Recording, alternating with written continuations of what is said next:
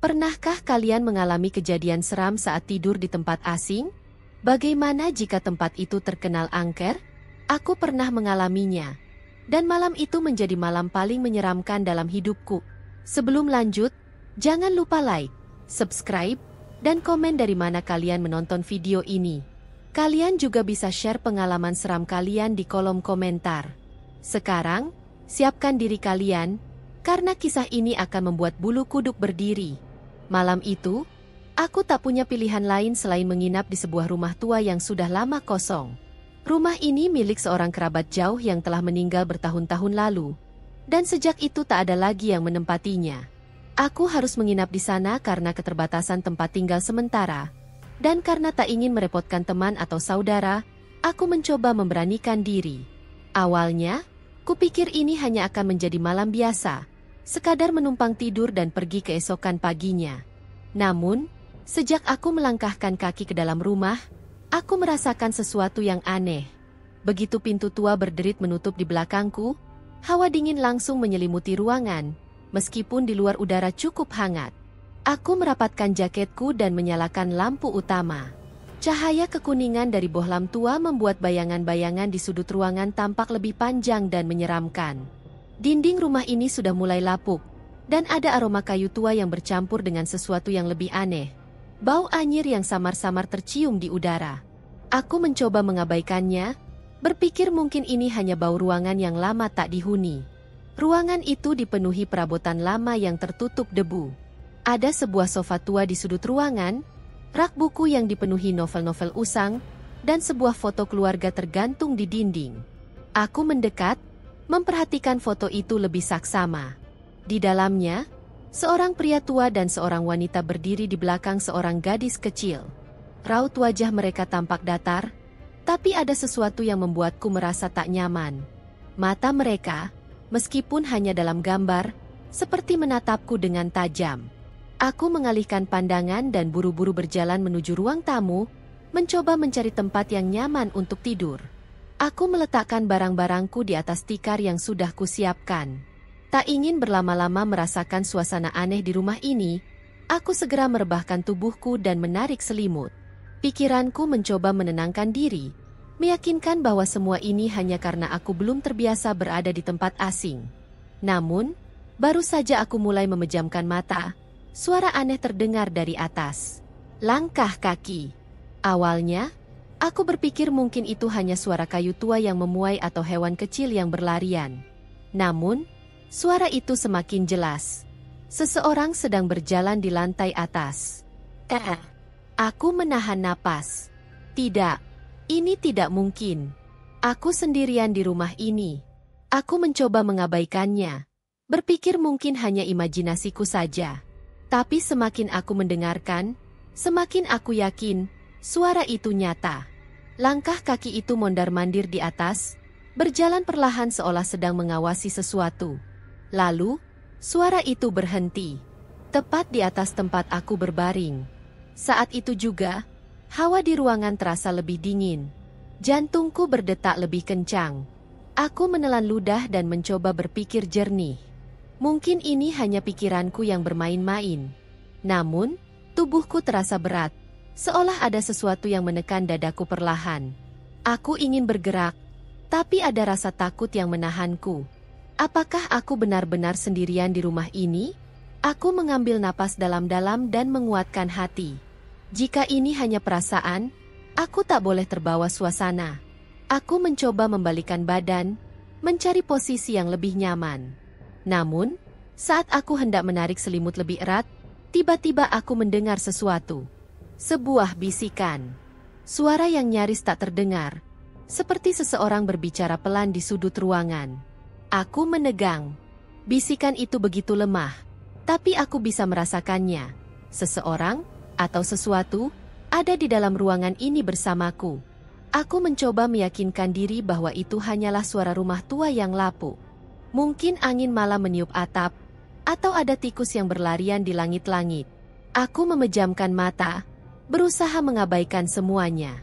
Tapi semakin aku berpura-pura tidak peduli, semakin nyata suara itu terdengar.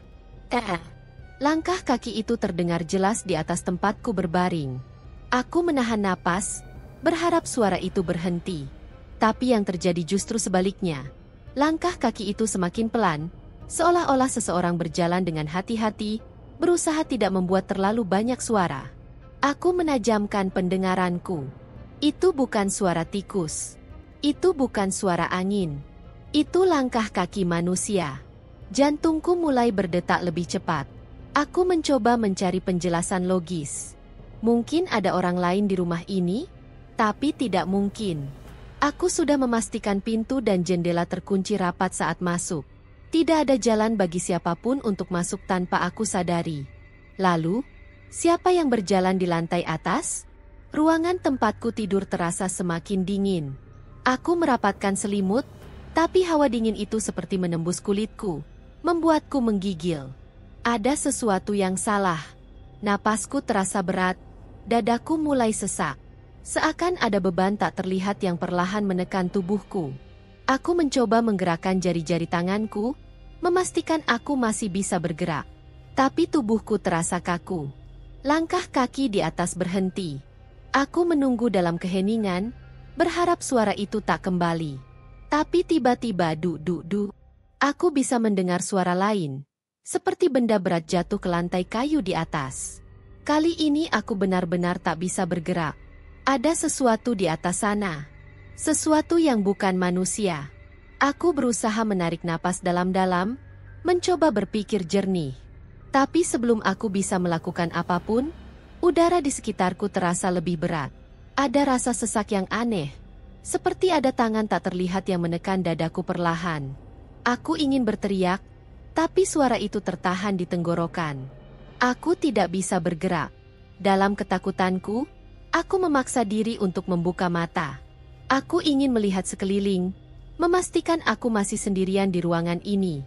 Namun, saat mataku terbuka, aku merasakan sesuatu yang membuat darahku membeku.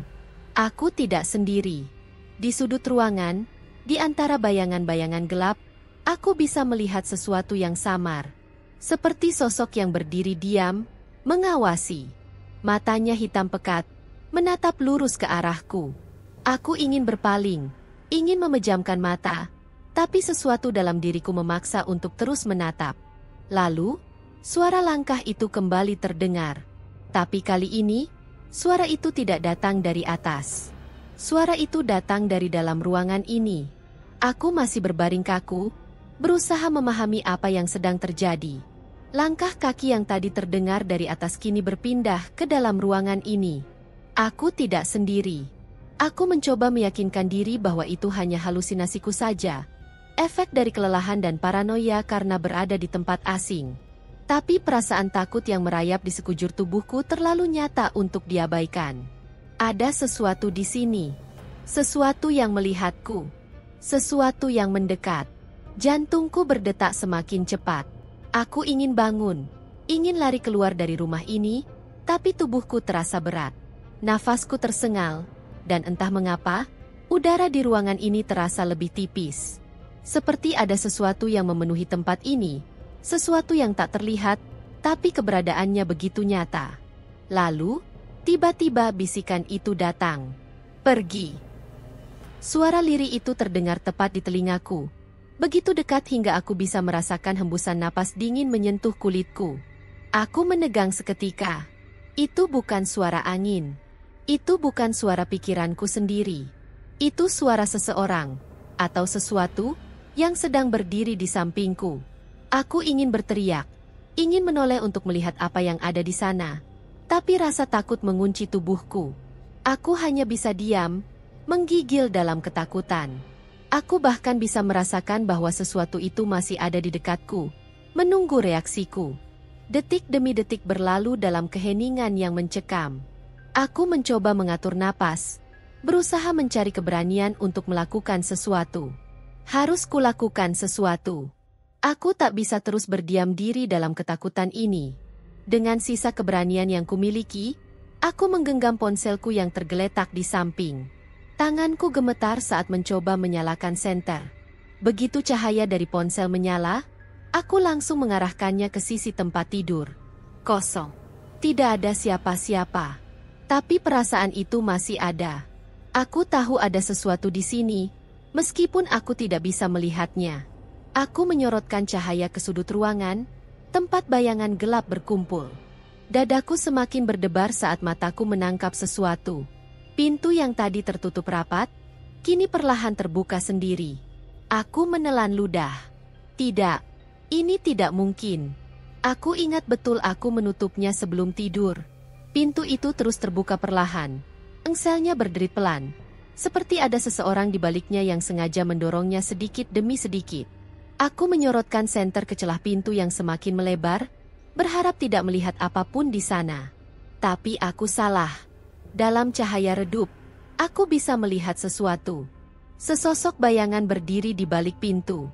Tinggi, kurus, dengan rambut panjang yang menjuntai menutupi wajahnya.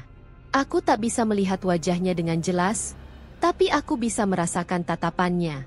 Ia melihatku. Aku merasakan tubuhku membeku. Ini bukan mimpi. Ini bukan imajinasiku. Sosok itu nyata, dan dia berdiri di sana, mengamatiku dari balik pintu yang kini terbuka sepenuhnya. Lalu, bisikan itu terdengar lagi. Kali ini lebih jelas, lebih tajam. Pergilah sebelum terlambat. Aku tak bisa lagi berpikir jernih. Aku harus keluar dari sini. Sekarang juga. Jantungku berdegup kencang, keringat dingin membasahi tengkukku. Aku tahu aku harus pergi dari rumah ini. Tidak ada lagi alasan untuk tetap tinggal. Apapun yang ada di sini, aku bisa merasakan kehadirannya semakin kuat. Dengan tangan gemetar, aku meraih tasku yang tergeletak di lantai dan berusaha bangkit. Tapi sebelum aku sempat melangkah ke arah pintu, sesuatu yang tak terduga terjadi. TV tua di sudut ruangan tiba-tiba menyala sendiri. Aku tersentak, langkahku terhenti seketika. Layar kaca hitam itu kini dipenuhi oleh gambar statis. Hanya semut-semut putih bergerak acak tanpa suara. Aku bisa merasakan jantungku berdetak lebih cepat. Aku tak ingat menyalakan TV itu. Bahkan, sebelumnya kabelnya sudah terlepas dari stop kontak. Aku menelan ludah, mencoba mencari penjelasan logis. Mungkin ada masalah dengan listrik, mungkin ini hanya gangguan teknis, tapi sebelum aku sempat berpikir lebih jauh, sesuatu muncul di layar. Bayangan hitam. Awalnya samar, hanya seperti gumpalan gelap di tengah layar. Tapi semakin lama, semakin jelas bentuknya. Seorang sosok tinggi berdiri di sana, tepat di tengah layar TV. Aku ingin meyakinkan diri bahwa ini hanya ilusi optik. Mungkin hanya efek dari gangguan sinyal, tapi tidak. Bayangan itu tidak hanya diam. Ia bergerak. Perlahan, kepala sosok itu miring ke satu sisi, seolah sedang menatapku dari dalam layar. Aku bisa merasakan bulu kuduku meremang. Rasanya seperti seseorang sedang memerhatikanku langsung melalui layar itu. Aku mundur selangkah. Cahaya dari TV yang menyala menjadi satu-satunya sumber penerangan di ruangan ini. Aku bisa melihat refleksi samar tubuhku sendiri di layar, tapi bayangan itu tetap berada di sana, tidak bergerak, tidak menghilang. Lalu, sesuatu yang lebih menyeramkan terjadi. Bayangan itu mulai mendekat. Aku bisa melihatnya dengan jelas. Seolah-olah sosok itu berjalan perlahan keluar dari dalam layar TV. Kepalanya masih miring. Rambut panjang menutupi wajahnya yang tak bisa kulihat dengan jelas. Aku merasa dadaku semakin sesak. Nafasku memburu. Ini bukan mimpi. Ini benar-benar terjadi. Aku mencoba mengalihkan pandangan. Tapi saat aku menoleh ke arah cermin kecil di dinding, aku melihat sesuatu yang membuat tubuhku hampir lunglai ketakutan. Bayangan itu tidak hanya ada di layar TV. Di dalam cermin, tepat di belakangku, aku melihat sosok yang sama berdiri di sana. Aku bisa merasakan keberadaannya, bisa merasakan dingin yang menjalar dari arah belakang. Aku ingin berteriak, ingin berlari, tapi tubuhku terasa begitu berat. Lalu, bisikan itu kembali terdengar, kali ini lebih jelas, lebih mengancam. Jangan menoleh. Aku membeku. Aku tidak bisa lagi berpikir jernih. Aku tahu sesuatu sedang berdiri di belakangku. Aku tahu jika aku menoleh, aku akan melihatnya. Tapi aku tidak boleh menoleh. Aku tidak boleh melihat ke arahnya. Aku harus keluar dari sini. Sekarang juga. Tanganku gemetar saat mencoba meraih gagang pintu. Aku tidak peduli lagi dengan barang-barangku. Tidak peduli jika aku harus berlari tanpa alas kaki keluar dari rumah ini. Yang kupikirkan hanya satu. Aku harus pergi sekarang juga. Namun, saat aku mencoba membuka pintu, sesuatu yang mengerikan terjadi. Pintunya tidak mau terbuka. Aku menariknya dengan sekuat tenaga. Tapi seolah ada sesuatu di baliknya yang menahannya rapat. Aku merasakan jantungku berdegup semakin kencang. Ini tidak mungkin. Aku ingat dengan jelas pintu ini tidak pernah terkunci. Aku menoleh cepat ke arah jendela, berpikir untuk melompat keluar jika perlu. Tapi tubuhku membeku seketika. Seluruh lampu di rumah ini tiba-tiba padam. Kini, satu-satunya sumber cahaya yang tersisa adalah TV tua di sudut ruangan. Layar itu masih menyala. Masih menampilkan gambar semut putih yang berkerumun. Tapi aku tahu ada sesuatu yang lebih mengerikan di sana. Bayangan itu masih ada. Aku bisa melihatnya dengan jelas. Sosok itu semakin dekat, semakin nyata. Rambut panjangnya menutupi wajahnya. Tubuhnya kurus dengan tangan menjuntai ke bawah. Aku menelan ludah, berharap ini semua hanya halusinasi. Tapi aku tahu ini bukan mimpi. Aku bisa merasakan kehadirannya. Bisa merasakan hawa dingin yang kini semakin pekat, menyelimuti seluruh ruangan. Lalu, aku merasakan sesuatu yang membuat darahku membeku. Ada sesuatu yang berdiri tepat di belakangku. Aku tidak bisa melihatnya, tapi aku bisa merasakannya. Dingin, mencekam. Seperti ada sesuatu yang menatap tengkukku, hanya berjarak beberapa sentimeter dariku. Napasku tercekat. Aku tahu aku tidak boleh menoleh. Aku tahu aku tidak boleh melihat ke belakang. Tapi entah kenapa, tubuhku tidak mau menuruti perintah otakku. Perlahan, tanpa bisa kuhentikan, aku merasa kepalaku mulai bergerak. Aku tidak boleh melihat. Aku tidak boleh melihat. Tapi terlambat. Begitu aku menoleh, aku melihatnya. Sosok tinggi itu kini berdiri tepat di belakangku. Wajahnya pucat, matanya hitam kosong. Mulutnya menganga seperti ingin mengatakan sesuatu. Aku ingin menjerit, ingin melawan, tapi tubuhku terasa seperti terkunci. Sosok itu mendekat. Mulutnya bergerak. Lalu, hening. Tidak ada suara, tidak ada yang keluar dari mulutnya. Tapi aku bisa mendengarnya langsung di kepalaku. Kau seharusnya tidak datang ke sini. Tiba-tiba, pintu di depanku terbuka sendiri dengan keras. Tanpa berpikir lagi, aku langsung berlari keluar sekuat tenaga. Aku tidak peduli lagi dengan apapun. Yang aku tahu, aku harus menjauh dari tempat itu. Saat aku menengok ke belakang untuk terakhir kalinya, rumah itu masih berdiri dalam gelap. TV tua di dalamnya mati begitu saja. Dan di jendela lantai atas, aku melihat sepasang mata hitam pekat menatapku pergi. Aku berlari sekencang mungkin, tanpa menoleh ke belakang. Napasku tersengal, dadaku terasa sesak, dan kakiku hampir lemas. Tapi aku tidak peduli. Aku hanya ingin menjauh sejauh mungkin dari rumah itu. Aku terus berlari melewati halaman rumah yang dipenuhi rumput liar, lalu menyusuri jalan kecil menuju pemukiman terdekat. Jantungku berdebar begitu kencang hingga aku bisa merasakannya berdentum di dada. Malam terasa begitu sunyi. Hanya suara nafasku dan langkah kakiku yang terdengar di sepanjang jalan. Saat aku akhirnya sampai di depan rumah warga, aku berhenti sejenak untuk mengatur napas. Aku mencoba meyakinkan diri bahwa aku sudah aman. Aku menoleh ke belakang, melihat rumah tua itu dari kejauhan. Gelap, sepi, tak ada tanda-tanda kehidupan. Namun, perasaan tidak nyaman masih menggelayuti dadaku. Seperti ada sesuatu yang masih memperhatikanku dari dalam kegelapan rumah itu. Aku segera mengetuk pintu rumah warga yang kutemui. Seorang pria tua membukakan pintu dengan wajah heran melihat keadaanku yang pucat dan penuh keringat. Aku tergagap, mencoba menjelaskan bahwa aku baru saja mengalami sesuatu yang mengerikan di rumah tua di ujung jalan. Saat aku menyebut rumah itu, ekspresi pria tua itu langsung berubah. Matanya menatapku dengan pandangan serius. "Kau menginap di rumah itu?" Tanyanya dengan suara rendah, seolah tak percaya. Aku mengangguk, masih berusaha mengatur napas. Pria itu menghela napas panjang sebelum akhirnya berkata, "Kau beruntung bisa keluar dari sana." Aku terdiam.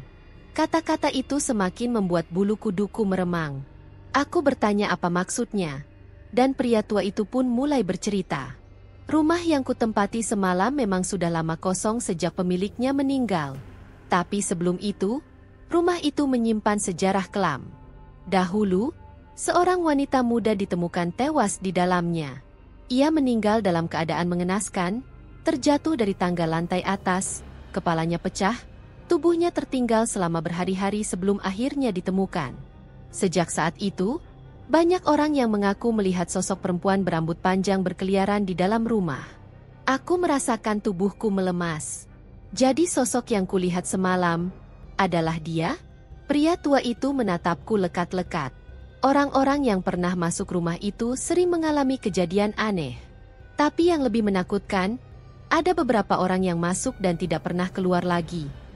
Kata-kata itu membuat jantungku mencelos. Aku bersyukur aku masih bisa keluar dari rumah itu. Aku bersyukur pintu akhirnya terbuka sebelum semuanya terlambat. Tapi bagaimana jika pintu itu tidak terbuka?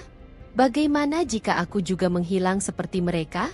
Aku tak ingin membayangkannya lebih jauh. Aku hanya tahu satu hal. Aku tidak akan pernah kembali ke rumah itu lagi. Sejak malam itu, aku selalu bertanya-tanya, apa yang sebenarnya terjadi di sana? Apakah yang kulihat hanyalah bayangan masa lalu? Atau, apakah roh wanita itu benar-benar ada, masih terperangkap dalam rumah itu, mencari seseorang untuk menggantikannya? Aku tidak ingin mencari tahu jawabannya. Aku hanya ingin melupakan kejadian ini.